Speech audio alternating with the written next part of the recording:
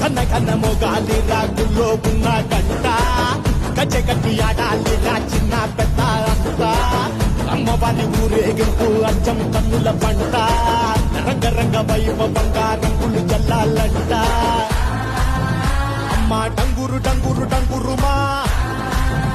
అమ్మ అమ్మోరు డంగురు డంగురుమా అమ్మ డంగురు డంగురు డంగురుమా